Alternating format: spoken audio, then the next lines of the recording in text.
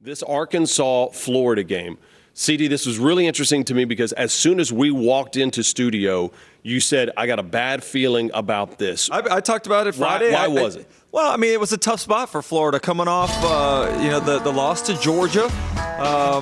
Very physical, emotional loss for them. You're at home playing an early game against an Arkansas team that was off on a bye the previous week, that had their backs against the wall after losing 6 straight, that had changed offensive coordinators. Kenny Guyton takes over the play calling duty, so you don't really know what his play calling tendencies were. But this was, there are failures to point fingers at for Florida. But really what we need to talk about is what Arkansas did in this game. Sam Pittman, for the first time, Arkansas goes to the Swamp and leaves with a win. I think he pushed the right buttons. Obviously has a good feel for where this Arkansas team is, making a change with the offensive coordinator. I thought Kenny Guyton did a nice job of really just simplifying the game plan. Got back to doing what Arkansas does. KJ Jefferson is a vital part of the run game. Yeah. He needs to be involved. Let's get stronger. Like, he had that run where he just absolutely barreled over this. He put the whole team on his back. I mean, it was nice to have Rocket Sanders out there. He goes for over 100 yards. Credit the offensive line for being able to open up some holes, which they hadn't done consistently. But KJ Jefferson is the catalyst for this offense. Put the ball in his hands, which they did. Ran the ball 17 times for 92 yards, but of those 17, 10 of them were called quarterback runs for 81 yards. That, to me, is understanding who your team is and putting the ball in your best player to give yourselves an opportunity to win, especially on the road. And a team that fought for their head coach, who's going to be joining us here in just a couple of moments. Coach Sam Pittman joining us right now. Coach, so much chaos in that game. Ultimately, when you got on the bus to head back home, what was the one thing that really kind of stuck in your mind going, damn, that was a good Saturday? Well, if you look back in 2 weeks prior to that, I had to make a coaching change and all the things that went into that, and we'd lost 6 in a row, and be it close games. We'd been on the road and lost to Bama by 3 and LSU by 3, was ahead of Ole Miss there in the 4th, and just couldn't find a way to win any of them. And then we, Mississippi State, we just laid an egg on offense, and then to go out and have our highest production and really win the game. A lot of different facets, but win the game offensively. I thought, we got a good kicker, don't we? And it was just I was exhausted, to be honest with you. We needed it. You coach for the faces of the kids after the game. That's, you coach. There's a lot of reasons, you want the education, you want all that, but you want to see the excitement on those kids. It ain't about the money. It's about the kids and the happiness, and to see them get what they deserve for their hard work. And I know everybody works hard, but our kids have been snake bitten just a little bit. And to have that, I was exhausted, just so happy for the kids. And to be honest with you, I was happy for the Arkansas fans that they can get up on a Sunday and have something to brag about, which is always very, very important. Yeah, something to brag about. Going to Gainesville for the first time in the program's history and leaving with a dub, that was impressive, something that they'd never done before. You talk about all the close games that you hadn't been on the right side of, but your offense on the final 3 possessions of regulation before taking the knee in the last one scored points. You get the touchdown in the overtime to win it. Like, when you haven't necessarily been on the right side of those close games, what do you say, or how do you get your players to believe that they can actually win one of these where they haven't before? What was kind of neat, and when we got into overtime, I talked to the captains, and they never even went over to the sideline. They just stood in the middle of the field, and you could feel it at that point, like they were going, okay, we're going to take this game over, and they did. And KJ took the game over. Rocket had such a great run on 11-yard run, 10.5-yard run on 1st and 10. Before that, KJ had a 1st and 20 run that was incredible. But you could kind of feel at that point they were kind of like, hey, we're tired of being on the short end of this. But they never came over the sideline. They just stood out there. I told them what we wanted to do. If we win the toss, we wanted to go on defense. And all of them just stood out in the middle of the field waiting for the officials to flip the coin. So you could kind of feel it at that point, like All right, we want to go into overtime. We can't wait to get this thing started. Yeah, it's teamwork and camaraderie and talking about having the pulse of that team. And, Coach, obviously you said you were exhausted. The players were exhausted. It has to be hard whenever, hey, you made a coaching decision. You have to make a change. Kenny Guyton comes in here on this offense. How did you think he did in calling that first game? After I watched the game, obviously during the game, I thought, man, he's keeping them off balance. He's doing such a wonderful job here. And then after I watched it yesterday morning, man, he did an incredible job. And I think, the one thing I said, he did what we practiced. He did what's on the sheet of paper. There was a 3rd and 5 that we rolled the pocket. Jaden Wilson was wide open and got the first down. And just some things that we thought we could do, and we went out and executed it. We didn't run a whole ton of plays. It looked that way because of all the dressing and the fluff pre-snap. But, we called a couple of trick plays that both of them worked. And one was the first play of the game that got about 20, 25 yards. And then the double pass got us a 15-yard penalty and things of that nature, which we had done in the past. We just never had called them. So kudos to him. The players rallied around him, and he did a wonderful, wonderful job. Yeah, I thought he did a great job of just doing what your team is best at. And one of those things is running the football, particularly with KJ putting the ball in his hands. It was nice to have Rocket back out there. But in terms of when you make a change like that, I'm sure it's really challenging during the middle of the year. Why was it that Kenny Guyton was your choice? What did you see in him that made you feel confident that he was the right guy to promote to that position? When you sit here and you talk, it's almost like you're slamming the other guy. I'm not. Dan Eno's a wonderful, wonderful person, wonderful guy, good football coach. But we had lost the spirit of the offense, and Kenny Guyton was one of those charismatic guys, obviously very knowledgeable. I knew the kids would rally around the decision. And, a good coach is a guy that gets their players to play actually better than what they are. And a great coach is. And a good coach is getting their potential, and a bad coach is one that doesn't get them out of them, however that may be. But you have to have kids willing to run through a brick wall for you and with you. And I knew Kenny would do that. I knew he's very knowledgeable. He wanted the opportunity. I knew the coaches in the offensive room would rally behind him. And certainly I was in all the meetings and all that kind of stuff. I just wanted to cut it down. We went through and said, okay, here's what we're doing well. Here's what we're not. Cut it out. And we did the things that we thought we could do well, and it was pretty simple. He put it down, we practiced it, and we had, obviously a bye week to get it all installed or destalled, however you want to say it. And it just worked out wonderful. It's so interesting you say destalled, right? And saying that, hey, we might have had a really complicated, set of game plans, and all of a sudden we keep it a little bit more simple. And there was a lot more energy on that sideline, Coach. I mean, how was that, especially from KJ Jefferson's standpoint, who just seemed like it was, hey, the team's running through me right now, and he was running over defenders? Well, again, maybe he had lost some of his spirit. Maybe he didn't believe in some of the things that we were doing. I don't really know. We obviously had some talks with him. I did talk to the captains before the game, and I said, you got to see on your jersey not to get a plaque after the season, anything. You got to see on your jersey because you got to lead and you got to talk. And leader's a guy who says what he thinks, and then he goes and backs it up. A leader's not a quiet guy. You can't be a quiet guy because once you speak something into existence, you got to back it up.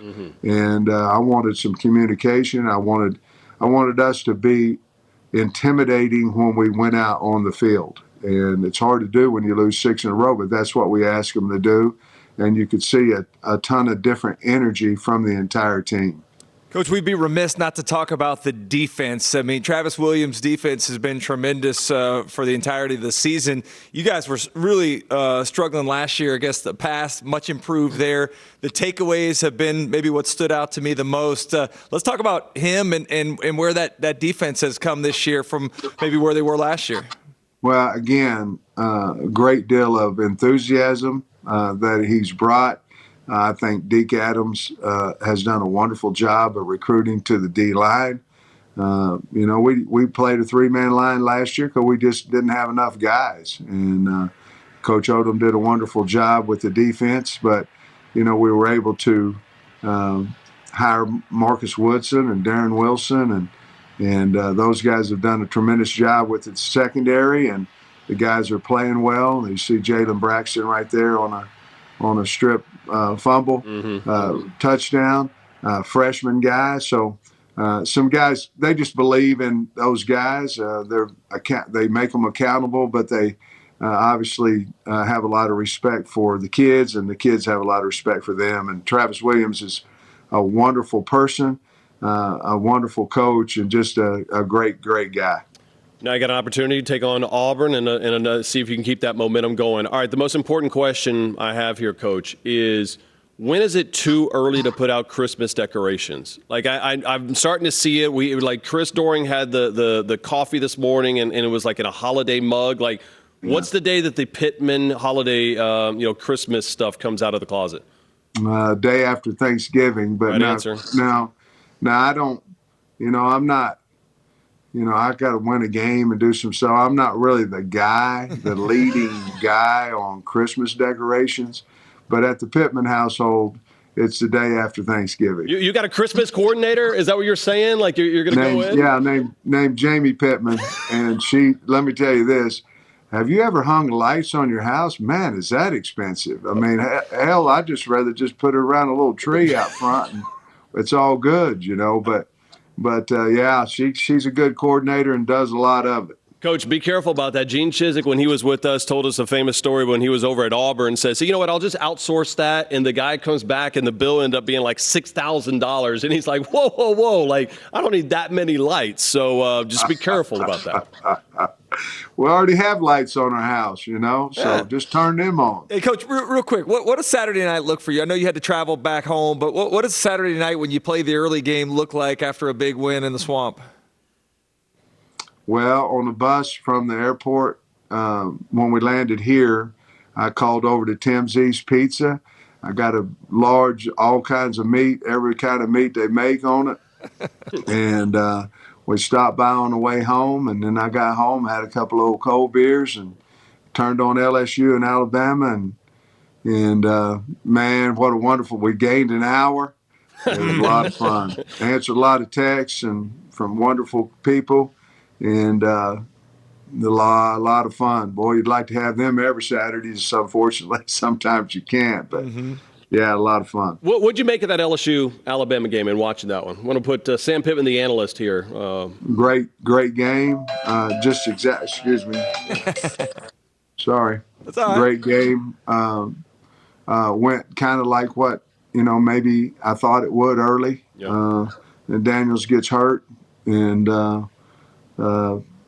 then I tell you what, Alabama's getting better and better every week, and offensively they're hard to stop. And Milroe's great. They are a physical football team. They're hard to beat at home, obviously, hard to beat anywhere. But Coach Saban's got them rolling, and went about like what I thought it would, to be honest with you. Hey, Coach, when I watch a game now, like I watch it through the eyes of like a TV analyst, like what would I say in this situation, or what's my takeaway? When you watch it, are you able to watch it as a fan, or do you look at it like, oh man, I would have called this, or maybe this is what I would do? No. I just watch it, and I'm happy for both sides who make plays, and I've got friends in the coaching business, so obviously I root for whatever team that is. But no. I don't critique at all. I watch it for the fun, and I think it's the greatest game that there possibly ever can be, and it's college football, and I'm just a fan and really enjoy the hell out of it. God bless it. We enjoyed the hell out of you joining us, and especially the fact that you made the proper choice of only putting out the Christmas decorations the day after Thanksgiving. Hey, keep winning. We love having you on here, Coach, man. Yep. We appreciate you always making time for us. All right, guys. Sorry about this. You're good. That's probably ordering some pizza or the wife putting about the Christmas tree up. Thanks, Coach. Yeah, we got to get them decorations up. She's called me twice now. But Arkansas and Florida, we walked into the studio, Taylor Zarzer, and Chris Dorian goes, man, I got a bad feeling about this game, and he was right. Yeah, maybe don't wear black at noon again. The alternate uniforms, every time we do something different, that Texas A&M like goofy gator skin thing lost in the swamp before, man. Just go with the traditional blue jerseys and white It wasn't pants. respect the troops thing, though. You can respect them without wearing black. How about this? Have you seen this meme from the Arkansas Razorback football Twitter account? Won't back down. That is so hysterical. Just absolutely. I don't like that. I love that belly. That's great. Coming in at number 4 right now. Pittman still has the pulse of the Hogs. We talked to Sam Pittman on this show a little bit earlier, and you could just tell he was exhausted because they've gone through so much, but the fact of how hard they have fought in some of these one-score games and the fact that they go into the swamp, tough place to play, and emerged victorious for the first time in program history going down there. That was a monster win for Sam Pittman. The Arkansas Razorbacks, they went to Gainesville and pulled off something they'd never done before, and that's a win in the swamp.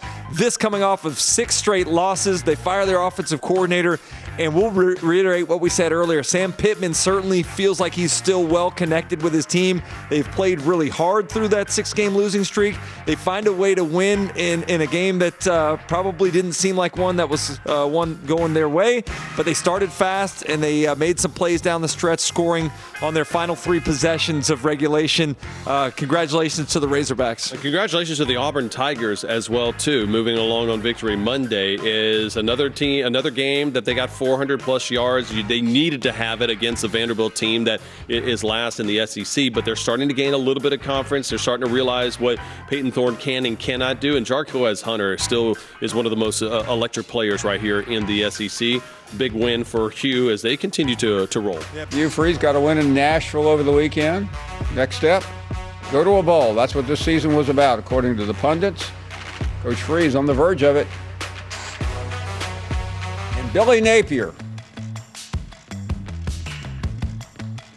He said that without Dan Enos, Arkansas had some new wrinkles. I guess word filtered down to Gainesville that Dan Enos was gone, but I'm not sure. 481 yards of offense last week. I was wondering, is he a candidate for the permanent position and also maybe quarterbacks coach too? The first part of that, Trey, absolutely. I don't know how, I really don't know how I could not look at him after that performance. I've spoke with him a little bit about that as well, about our timeline, what we're going to do. But absolutely. And then I think what you would do at that point, if you decided to stay in-house, is figure out what position he felt most comfortable with coaching from that coordinator spot. But certainly we haven't made that decision yet. But I don't know how he could have done a better job than what he did on Saturday, to be perfectly honest with you, with everything. I mean, just imagine you had a fall camp and you played that way your first game, but then you add all the things that went on, and you had a 2-week window to prepare. And I thought he called a freaking great game. They had made a mistake. They didn't go into substitution protocol. In their opinion and my opinion, if they would have 8 seconds to get basically their field goal unit off the field, get their team on the field, give us 3 seconds before we have to substitute. Those 8 seconds are gone, and honestly, that field goal attempt should have never been attempted. Luckily for us, I don't know how you feel if the good Lord has an opinion about who wins or not, but he got a lot of things going on, but lucky for us, and I hate it for the young man, but luckily justice was served on that one. The team in Auburn is playing really well, won 2 in a row, 2 SEC games in a row, and then, they want to run the football, very powerful football team. Quarterback can run. They've got a couple of running back. Hunter's really good. Good offensive line, but they're a very physical team defensively, multiple fronts, probably a little bit more 4 down, maybe 60-40, and then they go into mint front. Quarters team, very aggressive, a lot of twists, a lot of movement. They're very good in special teams. Got one of the best kickoff return guys in the country, was All-American last year. We are looking forward to coming home. I think we're close to capacity, and we're awful appreciative of the fans from Arkansas for continuing to support us. You know, we played with some confidence and swagger last week, particularly the first half, and then, you know, got off to a fast start and was really optimistic about some of the. I really felt good about our. I work hard at explosive plays and the possibilities of those, and really felt good about our chances at having some explosive plays, and we should have. We did have. We had some, but it should have been more. And I think the more we're successful at doing that, the more confidence and swagger that our kids will play with. Disappointed, truthfully, in our protection. And again, when I say disappointed, I'm not saying O-line, running backs, quarterbacks. It was all of us. Peyton, I mean, the third down, I see exactly what's happening, and I just felt surely he sees, because we did a freeze, and the end was dropping, and the backer was coming, the safeties were rolling, and I mean, I know you see that, and we did not set the protection right on that, and I think he missed 2 protections. A running back totally, Damari missed an easy look, and then our O-line had 3 or 4 that were. And I'm not talking about just getting beat. I'm talking about we're not handling when they were really twisting a lot away from the back, and you have to get vertical to be able to pass that off and stay on the same level. And man, we were several times we were on different levels, and you're gonna get pressure in a hurry when you do that. Well, this is what we're gonna do offensively, and I believe Peyton's skill sets are the most prepared for what we're doing. It's not a negative toward anybody else. I think when you talk about playing with tempo, setting our protections, throwing accuracy with footballs, and understanding coverages, I think he's the farthest along in that. I think Holden had one heck of a week last week, and he can really spin it. And he's probably one that I think he's got a bright future. And how about Wu Pig Sui snapping a 6-game losing streak, winning at the Swamp for the first time ever? KJ Jefferson threw for over 250, ran for almost 100. He was a superstar. Kenny Guyton's first game as Arkansas offensive coordinator, a success. More on that as we move along. And stop. Auburn. They couldn't be any better. Perfect. This is your guy. Well, let me just go to my nose and see what I learned about 31-15. You got 30 seconds. What'd you learn about Auburn? First back-to-back wins, SEC competition in a few years, which was big for this team. Jarquez Hunter, what did I learn? He is the bell cow. Yeah. If they want to get any momentum at all, their MO is run the football and run it effectively, and it goes through Jarquez. One win away from in that game. Yeah. Seems like maybe they've committed to Peyton Thorne too, also at the quarterback position, and it seems to be getting better production on a consistent level. Yeah. One win from a bowl game in Hugh Freeze's first year. It could come against Arkansas. We'll see. We talked about Arkansas, 6-game losing streak over. They get the big win in Gainesville, and look at the celebration. A new offensive coordinator, Kenny Guyton, celebrating as well. Sam Pittman afterwards on how that day should never be forgotten. Learn from this moment right here whenever you get in tough times in life. What do? You can either, because there ain't but 2 types of people, one that quits and one that fights. That's all there is to it. And this, seeing your face, is all the reason we coach. Hey, let's give a shout out to Kenny Guyton. Come on. Yeah, Kenny Guyton, game one as offensive coordinator after the firing of Dan Enos. They score 39 points, and they get a big win at the Swamp. What are they, as this season plays out, ultimately, what's on the line for Arkansas? How to fit in a way to finish this year? Well, they want to finish it strong, right? This has been it's been a tough year all season long. It's been a slog, really, offensively. It's been a real challenge, and we knew it was a hard reset going into the bye week. What are they going to look like coming back out of it? Clearly, a team that needed the change, and they played like they were refreshed. The other piece of it is that if they're going to have their full complement of playmakers, if Rocket Sanders is going to finish the season, that changes the complexion of this offense. They really haven't had him at full speed. He was available, I think, as far back as the A&M game, but he wasn't full speed in that game. This is one of his better performances.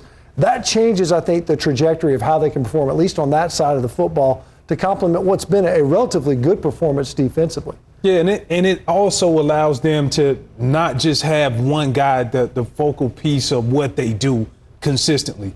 We know about KJ, but when you add Rocket Sanders to the mix, it really showed against that Florida team. He ran for over 100 yards. The thing that I also like what Kenny Guyton did was he spread it out the formation. And that allows KJ to be able to see, okay, let's tip their hat. If this safety is piggybacking over this nickelback, that means this nickelback is coming. And so just from that, I thought it just gave them more flexibility in the run game, and then also flexibility of knowing where to go with the ball, because it's going to take a second for the rusher to get there. If you can figure out where your hot is going to be, now you can make the completions. I just want to know, did Kenny Guyton put his shirt back on for when Coach Pittman gave him like the pat on the back? Because he was probably not. Like he'd ripped the shirt off. I'm going to go no. He was crowd surfing. It looked like when they were celebrating. Yeah. First things first. I don't think there's a shirt and shoes policy in that locker room. Technically not. It shouldn't be. That was the first time they beat. It could have been in That's right, man. Hey, you know what? Yeah. It fits in that they would be in Gainesville, Florida, ripping their shirts off. That makes sense. Yeah. It was hot. Huge win for them. There. And by the way, they got to win all three of their games to go to a bowl game. They're all at home. The toughest one would be Missouri. I mean, no, they got Auburn. Man, don't you? Yeah. He slipped just that don't one discount in. the Auburn Tigers. He was trying to slide it in on you. He noticed. My only chance to beat him, throw a turtleneck on him. That's it. Then he can't breathe. You won't have oxygen, man. You'll pass out. Am I digging myself a little hole? I'm digging myself a little hole. About like OU performance. Oh, man. We don't talk about that. The last bedlam ever. There it is. I love it. They're glad. More interesting game, Auburn and Arkansas or Mississippi State and Texas A&M? Choose your own adventure. Auburn, Arkansas, to me, is one of the most interesting ball games. And I didn't even know that was up next, but I really have been fascinated by this ball game because it seems like Arkansas is a whole brand new team after Kenny Guyton took over the offense. They got back to doing kind of what. I mean, it was 1 week. I mean, it's not like they completely. I mean, it was 1 week against the Florida game. So Auburn's 2 weeks, and Auburn all of a sudden found the passing game twice against as Mississippi State. Twice as good. I think Arkansas figured something out, and I think they played with a really good energy. Good focus. Even after giving up that 14-point lead, they found a way to come back from multiple deficits in the fourth quarter to win that game in overtime. I something tells me that they're kind of getting hot here at the end of the season. I don't trust the Auburn passing game, particularly going on the road. I don't know that it has the success that they had 2 weeks ago at home against Mississippi State. All right, no idea. Yeah, you have no idea right now about what KJ Jefferson is going to bring in that offense. I wanted to see it after week 1, what it was going to look like with Guyton, but is it going to be able to be, is it the same offense, right? Is it just, hey, give KJ the ball, him and Rocket Sanders going to be this 1-2 punch? And on the flip side of it, now that Peyton Thorne has been QB1, this is a monster game for Hugh Freeze because it's not only to get bowl eligible, which obviously they wanted to have this season, but it's a matter of can you build this momentum? Can you get on a 3 or 4 game winning streak before you play the Iron Bowl? And weird things happen in Jordan-Hare right now, and I finally feel like this is that game. I mean, this is arguably, and I know the Georgia game was close for him, I would say this is the biggest game of the season for Hugh Freeze because you can continue having that winning streak. You learn how to win on the road, and now all of a sudden you're building this momentum towards playing Alabama at the end of the season. Yeah, you mentioned the move to allowing Peyton Thorne to be the full-time starter and not have to share time with Robbie Ashford. The talk the last couple of weeks is how much Hugh Freeze is involved in the actual play calling now. Some conspiracy theories with the mouth being covered while plays are being sent in to the ball game. How much is he, trusting Philip Montgomery or not at this point? Going forward, is this something that he takes the reins of and feels like, his team has a better chance to win when he's more involved in the actual game planning and play calling on Saturdays? Yeah, we're going to see Arkansas a 2-point favorite, and normally you get about 3 points at home, so oddmakers think that they are very, very equal at that point. The next one that I have, I can't wait to get to my third one, I got to be honest with you, but for now, suddenly hot hogs, not hags. Hags. Hags. Yeah, a little error there. Suddenly hot hogs halt Hugh and the Tigers. What do you think about that? I like Arkansas this Already ballgame. switched. Already switched. There we go. For you. Look at that. Suddenly hot hogs. Yeah, suddenly hot hogs. Like, I feel like they've found something. You were kind of skeptical when I talked about that earlier, but I feel like they've gotten back to their roots, which is running the football with KJ Jefferson. He's got to be involved in it. Rocket Sanders now healthy and full participation. Yeah. The offensive line looked better last week, and I think that they have created a little bit of optimism there in Fayetteville. Yeah, and they need to get that win over at home, right? I think that's one of the things is after how bad they look listless against Mississippi State there in Fayetteville. Like, you've got to give that fan base something to feel like, hey, we still have it. Sam Pittman's our guy, and we're going to move forward with this. So, and the fact of KJ Jefferson in that offense was just fun to watch. I think it's a close one. I like Arkansas in that game as well, too. All right, Chris, thank you for the time. We begin with Auburn heading to Arkansas.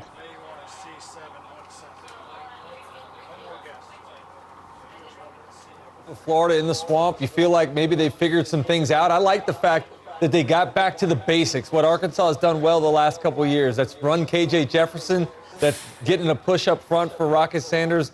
And with that defense that now has become very opportunistic, I feel good about this team, man. There was a lot of positivity watching that Arkansas effort last week, and I think this is a game at home. They need some reason to be positive. When we last saw them, it was a miserable effort there at home and a home loss to Mississippi State. So I think it's time for them to get back on track. I'm not buying the improvement that the passing game has made at Auburn. I think that's something I'm going to have to see consistently over a long period of time. So I think this is one that that defense can take away, be opportunistic and get some takeaways. And at the end of the day, let's keep running KJ and Rocket and see if we can't win 2 ball games in a row. I like Arkansas here. How many of them get a win on Saturday to get to 6? Are you talking about this Saturday? I'm talking right now. For the rest of the year. Right now, I want to talk about this Saturday. Just right now. Auburn at Arkansas. You don't even have to say who you think wins. Florida at LSU or A&M against Mississippi State. I would say one of those because I feel very confident that Texas A&M is going to get the win. I'm not sure about the other two, but I think Texas A&M locks that bowl eligibility this weekend. Amazingly, we actually agree, CD. I think it's Texas A&M too. I mean, no matter what happened last week, they've got a good defense. Max Johnson threw for over 300. They still got a bunch of guys, bunch of dudes on offense. It's a matter of them playing at home and playing comfortably and executing. Exactly go out on a limb. I think they're double-digit favorites. No, I don't think you did either. Nobody's going to give you medals for bravery for picking the bowl meter would not be high. No, it would be very, very low. Okay, so now you look the rest of the way. Teams that can get to 6 over the course of the season. Vanderbilt's the one that cannot, sitting there at 2-7 to this point.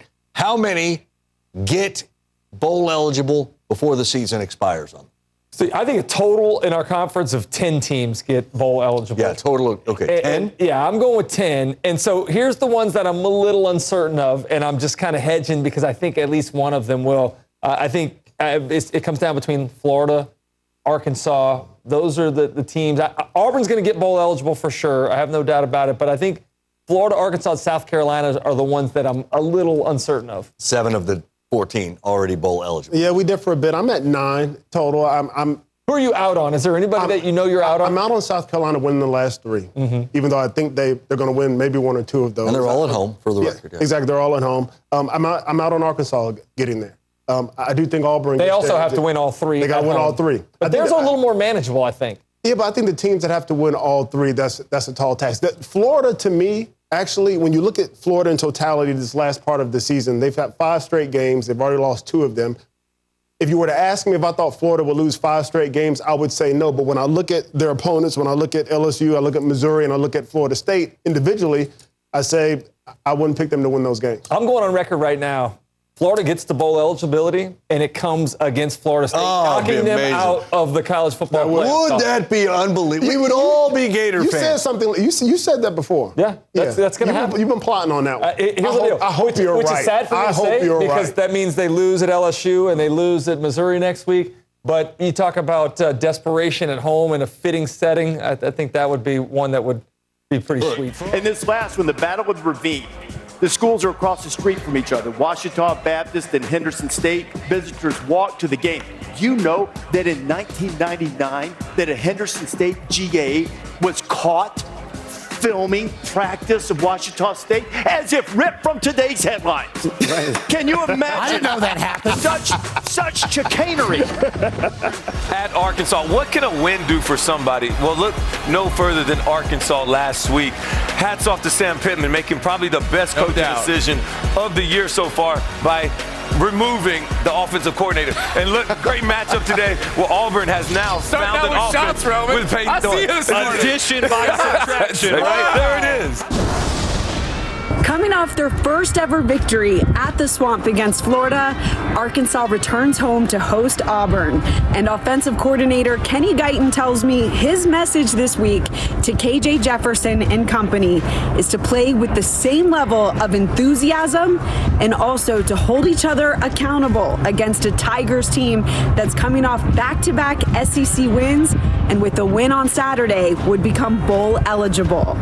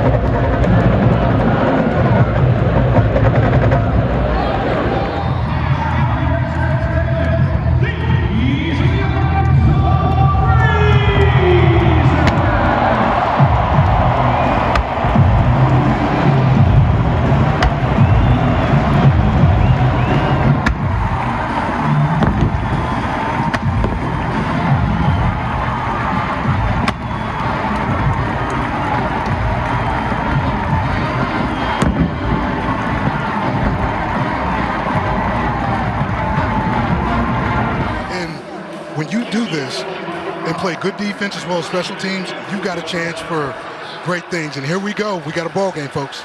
Yeah, these two offenses seem to have found something here. Arkansas wins the coin toss. They defer, so Auburn will receive the opening kick. And we are underway here at Reynolds Razorback Stadium as this one will sail through the end zone. So fake it again to Hunter. Throw to the outside, almost picked off. It's the fourth opening drive touchdown for the Tigers this year. Peyton Thorne looked a little bit like Cam Newton on that run. Since Quay Bray went 76 yards in 2014. Keontae Scott doing the damage. Thorne will keep it himself on first down, pick up a couple of yards, brought down there by Landon Jackson, the defensive end. Austin will split out wide to the far side of the field. Thorne looking to throw to the near side, and that one is picked off. Intercepted by Dwight Nudie McLeathern, who is still on the run. Down to the 22, and maybe that's the spark Arkansas needed. Just waiting in the windows, man. He sees what the quarterback saw. Opportunity for him to step in front of the football. Good run after the catch. This will be from 39 yards. Good clean snap. Plenty of juice on the kick, and it is right through the uprights. So Cam Little with the 17th field goal of the year. As the Tigers have put up 21 in the first quarter here on the road in Arkansas, and they lead it by 18. Back in a moment. Man-to-man coverage and challenge. That's off the chest of Camden Brown.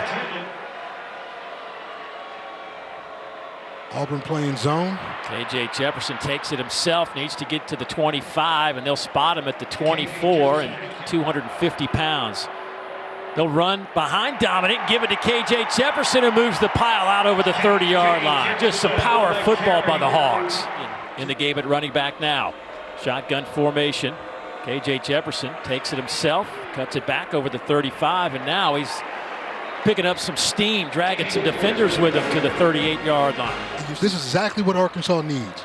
Positive first downs. KJ looking to throw, coming near side, passes, catch there. Boy, nice job by Teslaw. Auburn leading at 21-3 with the football backed up. They'll dump it off underneath. That pass is caught by Jay Fair, who gets just leveled on the sidelines, and a flag comes in late. Now they'll settle in. No man-free coverage. Four-man rush near side, and that one again trying to hit Camden Brown. That's a few times today that he just hasn't been able to hold on to the football. Jalen Braxton, the freshman, back there in coverage. You want to say glue stick? Because right now, Jalen Braxton has been all over Camden Brown. Looking at a 3rd down and 10. Pressure again. KJ Jefferson trying to unload it. Finally does. Andrew Armstrong to midfield. The pressure by Elijah McAllister, but that's what Ron Roberts was afraid of. He was afraid of free access to the field. Boy, Thorne wanted to throw. Nobody was there, and then he got dropped by Trajan Jeffcoat, who just picked up. Now that's the problem sometimes off the RPO. If you don't get rid of the football, okay, man, you can get a free runner. And changing Jeffcoat comes off the edge. Arkansas rushing 4. They'll get it to Hunter, who can't hang on to it. Corner blitz. KJ Jefferson sees it, gets out of the way. Still on the run. First down, out of bounds. Here on the road on a Veterans Day. And we're at the half, so it's time for us to get you to Dari, Chris, and Benjamin in the studio. Guys, it's all yours.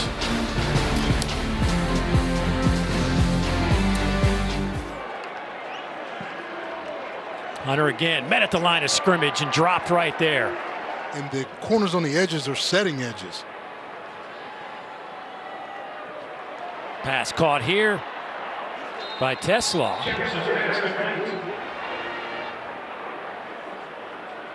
No play action, got him. Going down the seam, has a man, pass is caught. Isaiah Satania with the big reception.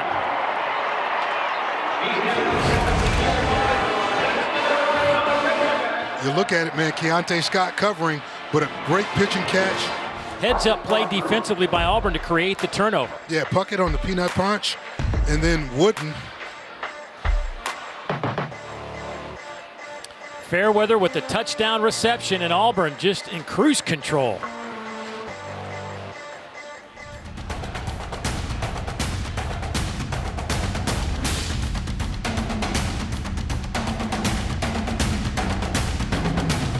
Quick change in personnel and just everything that goes with a new regime is Jacoby Criswell showing you a little bit of game.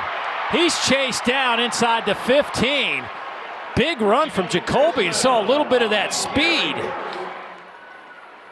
Rashad DeBinion and Dominic Johnson in the backfield. Criswell will throw it though. To the end zone and caught, touchdown. Isaac Teslaw. Nice job here by Jacoby. When they go 5-man protection, and he just throws a catchable ball. 7 on the board for Arkansas. Criswell, 60-yard touchdown run. Then an 11-yard touchdown pass. 48-10 Tigers. Ashford to throw, quick slant. That one is picked off. They're going to say yes, interception by the freshman Jalen Braxton. He had a fumble return for a touchdown last week, and now an interception this week. Yeah, man, but you saw Amari Kelly get inside Braxton on the in-breaking route. Man, the ball's just a little bit behind, and great awareness by Braxton. Yeah, good hands. Definitely an interception. He was trying to get that ball out to celebrate when it fell out, but he had control of it. You don't get many snaps the last few weeks. It's hard sometimes, right? I mean, biggest thing you're trying to do, like you said, is just make a play. But well, Coach Freeze, tonight over 500 yards of offense, 48 points is the most that Auburn has scored in a conference game since 2020, and you're bowl eligible. In a dominating win like this, what do you like the most? I love our kids, the way they've come to work, and our staff. I felt good. I really thought our week was good. You know, we've won a couple SEC games in a row after a tough stretch, and the way they responded every day to work, and I think we're kind of finding out who we are a little bit, and just so pleased with the effort today. You bring up the SEC wins, 3 straight in a row now. When you think about your team, where you were week 1 to week 11, and now with 2 games left in November, what can you say about this group? Well, they remember what you do in November. I think Frank Burrell said that, and we're standing here. And so, I wanted our kids to compete, and they have. And now we find ourselves bowl eligible, which I think is a step that was important to me and for our team and our program and our rebuild. And, and I think we're getting better and looking forward to the next 2 games. Coach Freeze, congratulations on the win. Yeah, thank you so much. How about those Hogs taking on Auburn, coming off of their first ever win in the Swamp where they scored 39 points. All of a sudden they had life. They come out against an Auburn team that also has life, having won 2 in a row and was playing for bowl eligibility on this day. Auburn, Peyton Thorne, handoff, 45 yards and a first down. Caleb Burton, couple plays later, Thorne, who has become the guy at quarterback for Auburn, touchdown. Yeah, they really do a great job with some of their running scheme, the way we watched the Georgia game from a couple weeks ago, pulling guys, creating number advantages. Peyton Thorne really looks comfortable, not only as the guy that can throw the ball, but running it as well. And then special teams. Auburn had not had a punt return touchdown outside of a block punt since 2014, but that changes with Keontae Scott, who goes 74, and it's 14-zip. And then Auburn again. This is just not what folks in Fayetteville had expected to see here. Rivaldo Fairweather, 11-yard touchdown. Booze at this point well underway when Dwight McGlothern does get the pick and a 41-yard return. Yeah, this really was the only highlight for Arkansas. They actually scored points on this, but it was looking pretty bad for them, down 21 points. Yeah, they set the offense up and they get 2 yards there. Yeah. Exactly. Well, they do get 3 points. And 3 points. You got that going for you. Now 27-3, Thorne to Javaris Johnson, 14 yards. I mean, he's all alone. 34-3 in Fayetteville. Next drive, Arkansas ball. Rocket Sanders 2 yards, fumbles. Ball out. They think the play's over. It's not. Caleb Wooden returns it for 74, sets Auburn up in good field position. Is he running? I'm not sure. Caleb knew the play was still going on. Dog tired. By the way, Rockets line, 8 carries, no yards. Thorne, Fairweather, touchdown. 48-10 rout. We can get into the Arkansas side of this because they were embarrassing, pathetic. As many adjectives as you want to describe it in a negative light you can use. But good for Auburn and Hugh Freeze. Bowl eligible. This is all they could have possibly wanted year one. Oh, definitely good. I mean, anytime you get a chance to go to a bowl, we talk about, do guys want to go to a bowl? Do players want to go to a bowl? Well, when you're in your first year as a coach, and the year that Auburn has had, a bowl game means a whole lot. It means extra practices. It means a chance to get kind of the rhythm that you weren't able to get earlier during the season. You can have some contact. It's also the opportunity to use that for recruiting. And when you're trying to establish your mantra, your character of the team, trying to put your stamp on things, your offense as Hugh Freeze is. And it's great to get a bowl game because you get those extra practices. You get a chance to play against another opponent. Yeah, I thought the defense has really been the cornerstone of this team all season long. First 3 drives, 3 and out. Then after the interception, they give up 2 yards, force the field goal down there. A couple takeaways. Just a really great job on that side of the ball to complement an offense that's growing, as Benjamin talked about. Oh, yeah, that's the scary thing. They've been playing defense all year. Now their offense is getting better. Meanwhile, Arkansas has lost 7 of 8, and this was as ugly as they get. You know, it's like a lot of times you'll say you're getting the momentum back. We just never had it. You know what I mean? It was 7, then the punt, then another 3 and out, then another drive for a touchdown, and you know, at some point you need somebody to make a play. Then Nudie made the play. And we go out there in 3 downs and get 2 yards and kick a field goal, you know. But they just physically whipped us, you know, in all phases of the game. For a guy that spent his life coaching the offensive line, that is not what you want to hear. How surprising was this to you? Very surprising, because I thought after last week, you know, that the game plan against Florida, the fight that they showed, the way the defense was opportunistic, I thought they figured something out. But in the words of Aristotle, one swallow does not a summer make. And so you have this one instance that you try to project going forward that they're going to win out and go bowling. Well, that didn't happen. And it was one of the most embarrassing performances of the entire season. Well, in the words of some other famous people, you are who you are. And the surprise, I think, CD, was what we saw last week from Arkansas. We saw a team that came out inspired. We saw a team that got back to their roots in running the football, new offensive coordinator, Kenny Guyton.